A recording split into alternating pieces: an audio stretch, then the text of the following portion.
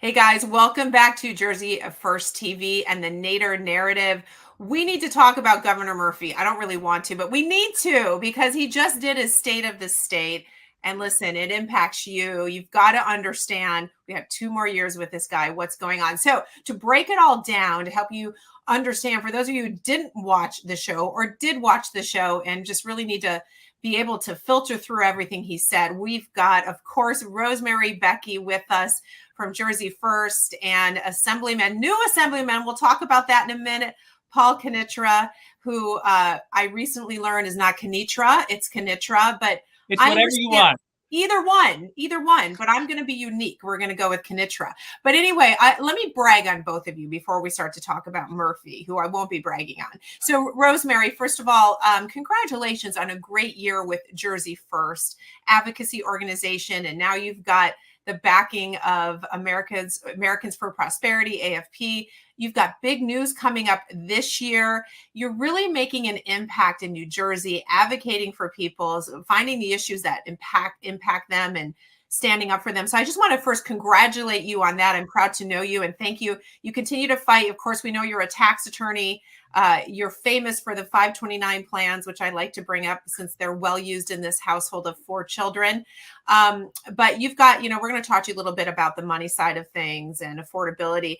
And Paul, congratulations. Thank you. Newly minted and shiny Assemblyman, right? I'm in my office. I'm in my office right now, actually. I'm sure it's to totally mess up everything, but I'm just going to show you. So behind me, it looks like it's all put together, right? Yeah. But if you look, we go into my office. I mean, it's just a total disaster in there. So, we need some help. We need a decorator. We need somebody who can hang pictures, but you'll get moved in eventually. Yeah, we're working on it. But listen, you did an amazing job as mayor. And that's really what, a lot of New Jersey looks at you and sees such a successful mayor who fought for your town, and what a great town, right? Point Pleasant. But listen, you're more than that. And I got to admit, I didn't know about your lobby firm. All right. Okay, so I learned something today. Lobby It. Very cool, very interesting. And so you're a small business owner as well, but you understand government. So man, what a powerhouse for us to have in the assembly. So welcome to your new position. Of course, you get to be at State of State right away and listen to our governor talk about all he's achieved. So let's play a little video. I want to just pull down something from the media. Let's look through how they looked at it, some highlights, and then we're going to discuss. In what was his penultimate State of the State address, Governor Phil Murphy touted his administration's progress in making New Jersey a better place to live for all, most notably making New Jersey more affordable for all. In his 2024 State of the State address, Governor Phil Murphy focused his lens straight at the Garden State's middle class, touting his administration's work in creating a more affordable New Jersey in the midst of tough economic times. And in the face of these challenges, building a stronger, fairer, more resilient, and more inclusive New Jersey has never been more necessary. He says since he took office, New Jersey has created 200,000 new jobs, enacted 20 new tax cuts for middle-class families and seniors, most notably the $2 billion anchor property tax relief program, and raised the minimum wage to $15.13 an hour. But we need to keep moving forward because making life more affordable for more families is our highest priority. We need to recognize that financial security is a challenge in every facet of life. Murphy also announced what he calls an AI moonshot, calling on the state's top minds to pioneer breakthroughs in generative AI in the next decade. The future of generative AI has yet to be written, and New Jersey can be the author. Meanwhile, in the GOP response to the address, Republicans advocated for spending restraints and increasing government transparency. He's talking about AI, and we can't even get unemployment checks out of the Labor Department when people are unemployed, which, by the way, unemployment is on the rise in New Jersey. Governor Murphy also taking time in his address to honor the late Lieutenant Governor Sheila Oliver with a moment of silence. As for what's next for Murphy here in Trenton, his state budget address is expected in the coming weeks. Okay, well, we'll be doing a show on that, definitely. All right, so a lot to unpack there, Paul. I'm sure it was hard to sit still listening to all this, but I'm going to start, Rosemary, with you, because I guess I have to say, as someone who's lived here for 21 years, I'm shocked that he would claim affordability gains, that he's winning in the affordability area in New Jersey. I look around me, I talk to people, I've yet to find someone who would agree. What is he talking about? No, I couldn't agree with you more. I mean, the state continues to get worse and worse and become more unaffordable. I mean, and you see it in every town. I mean, people are, the minute the kids are done school, the for sale sign goes up and they are out of New Jersey. People aren't staying. It's completely, we've got the highest taxes in the nation on all levels. I mean, income tax, business taxes, property taxes, sales tax. I mean, we're consistently rated the worst. And I'm just shocked that he would claim any kind of victory on affordability, because it just keeps getting worse and worse in the state. And this is an incredible place. I keep telling everybody, like, I have loved raising my children here and I want to stay here. I want to grow old here.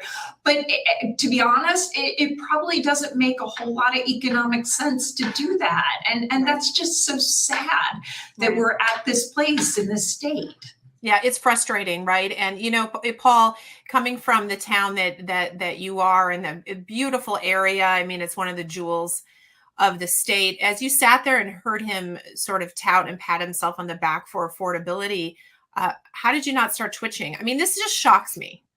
Well, I did, right? And it was my first state of the state address, right? So you get pushed in there and then you're like, okay, how am I supposed to behave? How am I supposed to act? When am I supposed to stand? When am I supposed to clap and sit?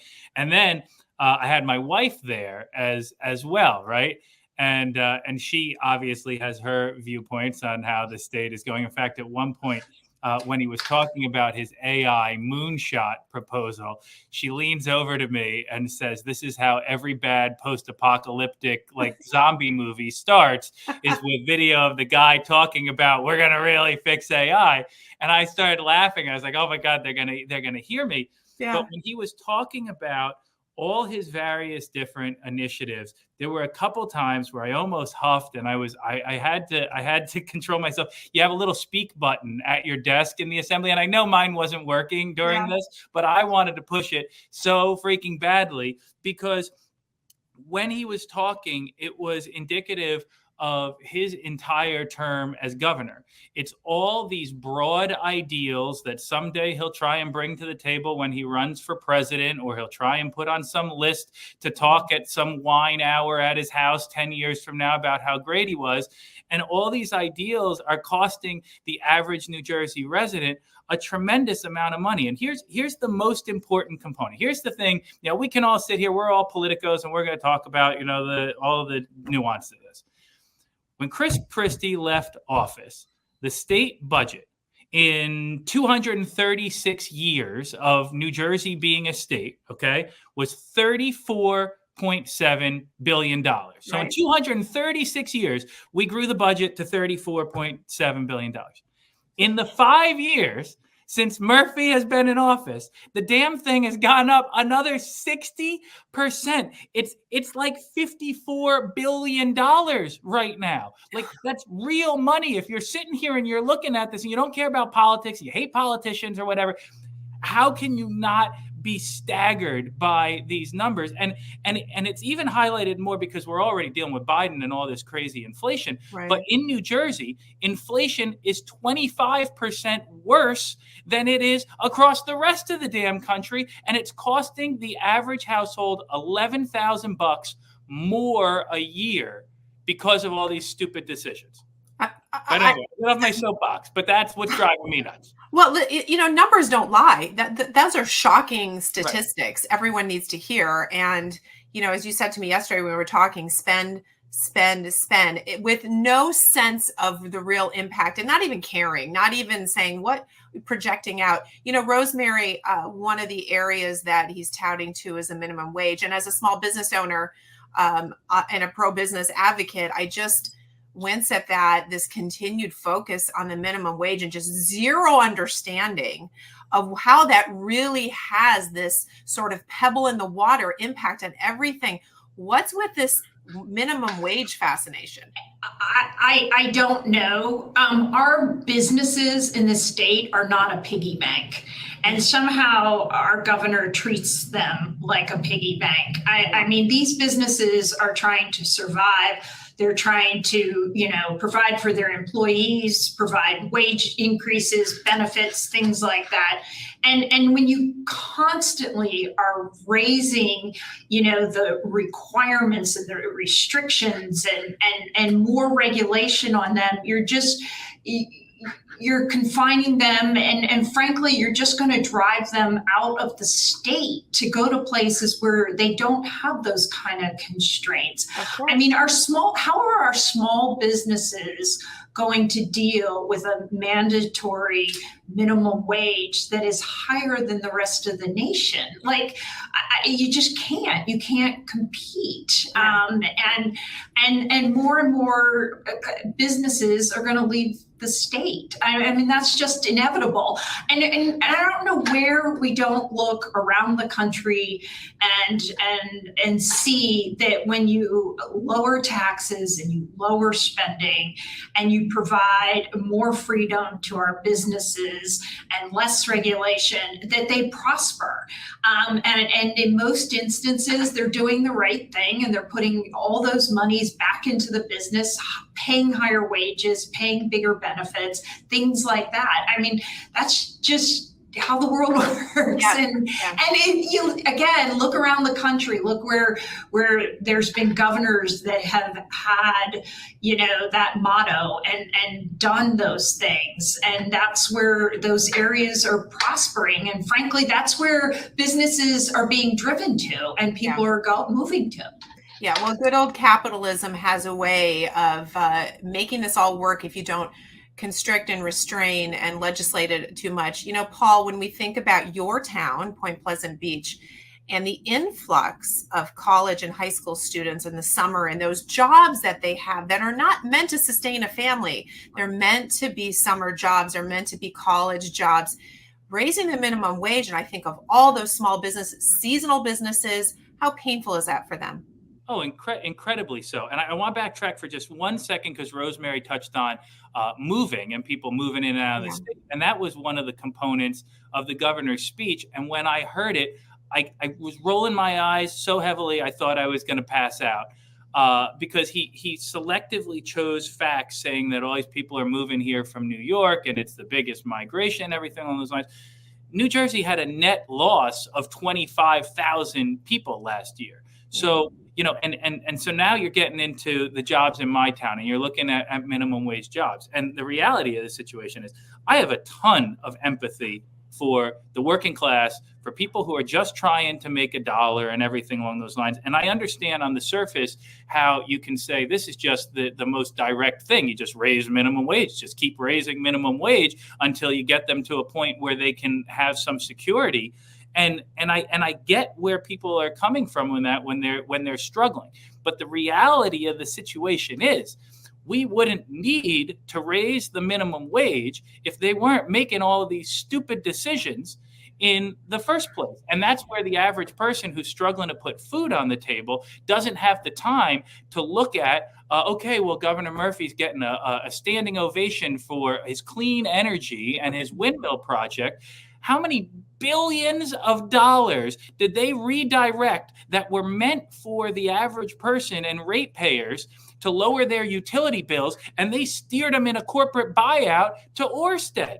That would have affected minimum wage, and your buying power would have been more. And the state's basically a sanctuary state right now. How much are we artificially keeping wages down by our reliance on cheap illegal immigrant labor? Yeah. Right. They're bringing that in. Our appetite for that is ridiculous. Yeah. And artificially keeping costs down. just wages just based on capitalism would raise higher if we were doing that. So sorry, again, on my soapbox, but there's so much to get on it about. I'm glad that you have righteous anger. That's what we need. Let's stay in the businesses for a second. Rosemary, the governor allowed the business surtax to sunset. Now, the reality is that surtax funded a portion of the New Jersey transit budget, which is always an issue. So is he coming back for it? I mean, they're always looking in different people's pockets to try to fill some other spending somewhere else. So is this sunset real, or how is he going to fill that gap? I certainly hope that the surtax is not coming back. That would be a colossal mistake. And again, I'll get back on my soapbox. We need to cut spending, and we need to cut taxes and keep taxes lower, and show, we've got to cut out wasteful spending programs and put the money that's needed into our transit system into it. And bringing back the surtax is not going to solve our problems. And again, it goes back to what Paul said earlier. It is crazy how much our state budget has grown over the past 5 years. And there is so much wasteful spending in there, and there's so much that can be done to drive things down, and again, to fund what we need to fund, right? And not raise taxes on our businesses. Because again, we're just going to drive those larger businesses out. And that tax really hits, small businesses and individuals, because it flows through to smaller businesses and stuff. So, and a lot of I mean, a lot of those small businesses, sorry to interrupt you, but they didn't get the kind of support they needed from COVID. I mean, we want to pretend like this COVID thing is over. We lost a third of our small businesses, never to come back. Paul, I'm sure many of those were in your town. Where was their relief? Where was their help? Was there any recognition with all those COVID dollars that, hey, maybe we should prop up the small businesses we just literally crushed? Very frustrating, Paul, isn't it? It's incredibly frustrating. And, my district, the 10th district, stretches from Spring Lake in the north all the way down the coast to Toms River, Seaside Park, South Toms River in the south. So it's kind of what most people think of as the Jersey Shore. And being seasonal businesses, they did get absolutely hammered. So now what is the state doing to help them out, to recognize how much people are hurting? Well, they want to jam wind turbines 12 miles off the coast and drive tourism down 15%, and kill our shellfish, our clamming, our fishing industries, and give them another wallop, right? It's just, and they view it all in a very elitist way as like they know what's best for the peasants. And there has to be collateral damage, and that's the way they steamroll through everything. Whether it's a whale that's getting destroyed, or whether it's a person, and a small business owner, they view it all as expendable, and the average working class person is not expendable. Absolutely, and that gulf is getting wider and wider. One of those sort of elitist ideals, Rosemary, is the banning of gas cars. And, you've been vocal about this. I mean, it's one of those, Paul said earlier, sort of all these initiatives he's going to put in place, and then he's going to be long gone chasing whatever next dream of power he has while we sort of deal with these things that are totally upending life. So there's so many of them. Let's talk about the gas car situation. He is determined to ban gas cars. I mean, sounds like life is going to change as you know it. Wow. Where is this coming from? It's very elitist, right? Yeah. You're assuming that people have money in their pocket to go buy an electric vehicle. Electric vehicles, last time I looked, are extraordinarily expensive, right? In most instances, I think studies show that it's the third car people are buying, right, not the car they rely on every single day, and it's so preposterous to think. I start with that very basic fact. Who's going to be able to afford this? Who's going to go buy these cars, these electric cars, let alone be able to charge them and what it does, to our electrical grid and all those things. And it's just, it's crazy. Let's no look common sense. Go ahead, Paul. Just let's look at how this is going to happen, because I'm going to predict this right now, okay? And God willing, we'll all still be here in 10 years. And I want you to pull this video up that I said this, okay? Okay. Because just going to be just like the offshore wind thing and the overall search for clean energy. They're trying to force something that the market isn't ready for yet. Yeah. And what does that mean at the end of the day? That means that because of this, they're going to have to offer massive subsidies on these vehicles, which Rosemary was saying how expensive they are. And the taxpayers are going to be paying for probably cars that they can't even afford. Upper middle class people will be buying, electric vehicles and Teslas with these subsidies. And the lower class people are going to be the ones getting screwed on the whole situation. You're going to see massive subsidies at the end of these 10 years to try and get to whatever goal they forced in this box. So that is the hidden ugly truth that they don't talk about. And I want to stick with let's go back to the wind farms too, because there are a lot of hidden ugly truths there. Now, Paul, you fought the good fight on that for your town, for the shore. Rosemary, you were right there fighting it from the point of advocacy across the state and really getting people educated. So Paul, there are small battles and then there's the entire war, right? So a small battle, I'm going to say small because they're not giving up, was one when we got Ørsted to cancel their project. But what do you feel that New Jerseyans need to understand about this ongoing determination of them to focus on this wind farm scenario? You always just have to follow the money, right? Mm-hmm. When there are billions and billions of dollars that have already been expended here to buy the leases from the federal government, to start building wind ports, to start digging for cables, for all the political donations and all the government relations efforts as well, it's not going to go away that easy. And just as we were celebrating the victory of the Ørsted project, the government went out and leased more areas off of Long Branch now, 12 miles off of Long Branch. And so, we already see that the projects are not economically viable on their own. Again, subsidies. They only are viable, these companies, when they're getting massive monies from the people that they're then going to charge for the energy anyway. And it's a debacle. But again, people need to care enough to show the hell up, too. Yeah. Only 30% of people voted in this last election. So if you're sitting there and you're watching this video and you were pissed off about the windmills, or you like the nice, pristine view of your ocean, and you didn't show up to vote last election, you're part of the problem. And you got to wake up and you got to start coming out, because that's how egregious what's going on is. And we got to fix that.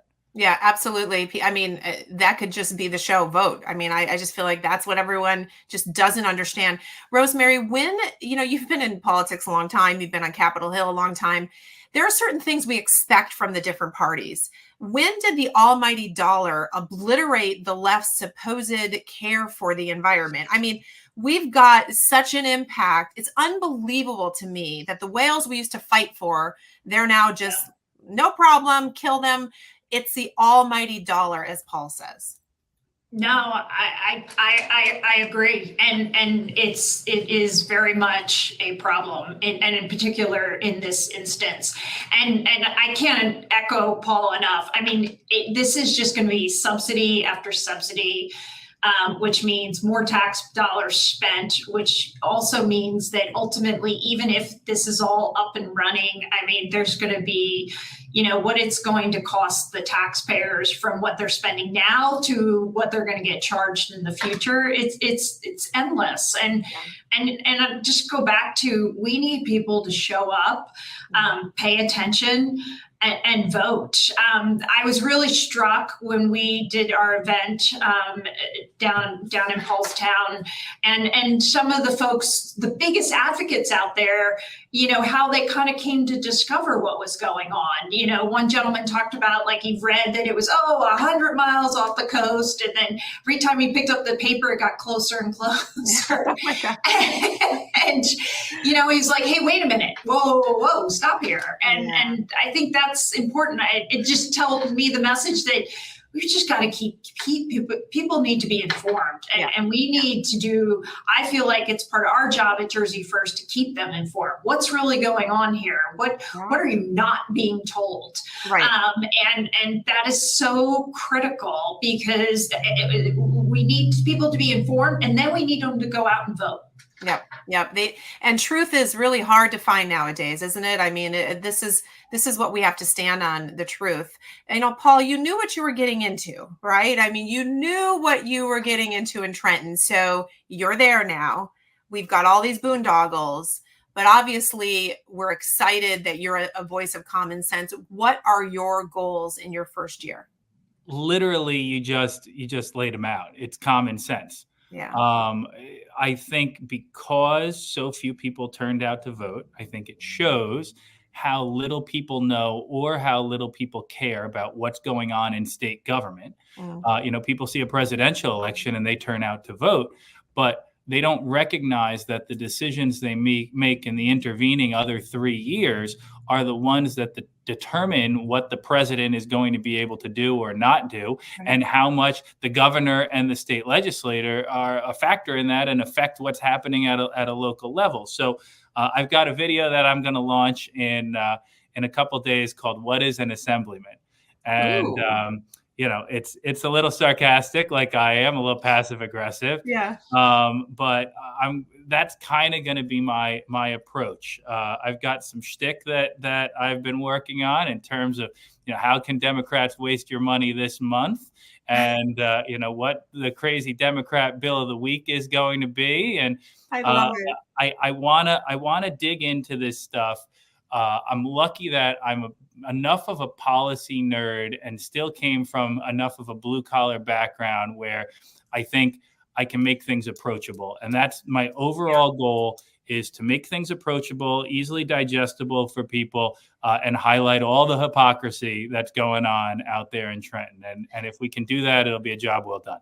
Yeah, and communicate, as you're talking about this video, what is an assemblyman? You're too young now. We're going to definitely be showing our ages here. But Rosemary, remember how a bill becomes a law? Oh, we're all the same age. I saw that. Yeah, the guy sitting on the steps of the Capitol. I feel like you need to operate in that mode. I mean, all of us remember it. It educated us, but really, you got to get back to the basics. Yeah. What does an assemblyman do? How does a bill become a law? You know what, Paul? This might be an opportunity right there for you to. You don't want to hear my singing voice, though. Okay, well, we'll get someone to sing. But I'm liking this approach. Okay, so great. So you're going to be revealing their plans. You're going to be communicating, educating people.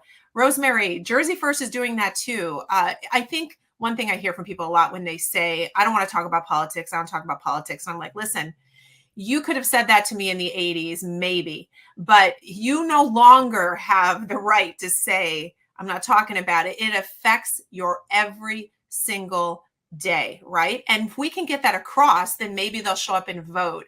So Jersey First goals for this year are what? So our goal is to support, Paul and others that are going to Trenton to fight the fight, and to make people aware of what's happening.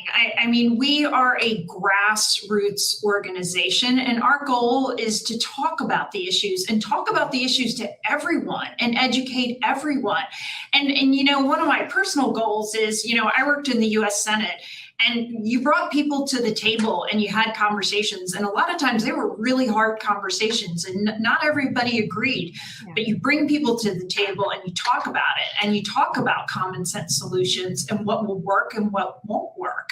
And so I love the idea of what you're about to do and talk about what an assemblyman is and the craziness, because I don't think enough people realize like some of the crazy stuff that's being proposed out there and what it ultimately means. And my goal is to get people to say, hey, wait a minute, what is that? I'm not sure I agree with that, you know, because it's so important, you know, that we engage everybody in this dialogue and that we, you know, and that ultimately we get them out there to vote.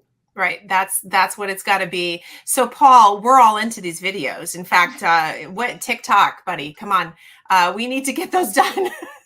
China's going to steal all our info on TikTok. I got Instagram, I got Twitter, and I got Facebook, and I think we're starting a YouTube here. Yeah, I meant TikTok, get it done. Like, TikTok, get it done. All right. Okay. Yeah.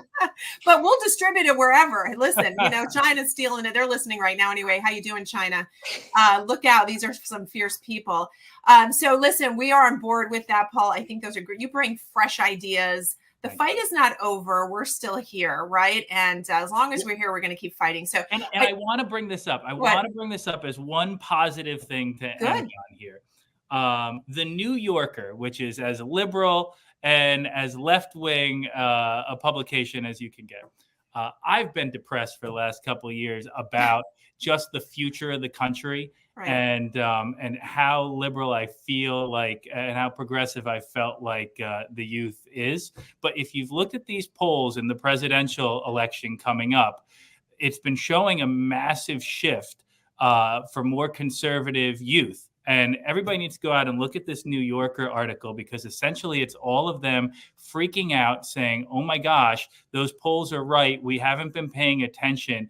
A lot of the youth is trending more conservative than we all think at all. And I think we might have a good future in store, but we'll have to see. That is very good news. And it supports what you want to do, which is break down the communication in a way that people consume it today. And they consume it by reels. So we've got to get out of our old ways and into the new ways. And that bolsters your approach. And I know Rosemary's been looking at, you know, trying to do more with the youth. And that is very encouraging news. So we're going to end this on a positive note. Right? Isn't that great? Bright and shiny. Paul, congratulations on everything. So yes. Welcome to Trenton. Thank you for being there for all of us, especially in the assembly. Let's get the energy going there again. And Rosemary, thank you for fighting for all of this. It's going to be a great year, guys. It's going to be a crazy year, but we're in it. We're going to stick with it. We'll get together again and talk about some of our achievements. All right. Thanks, guys. So grateful for both of you. All right, guys, we'll talk to you soon. And to my audience, guys, we'll see you back online shortly.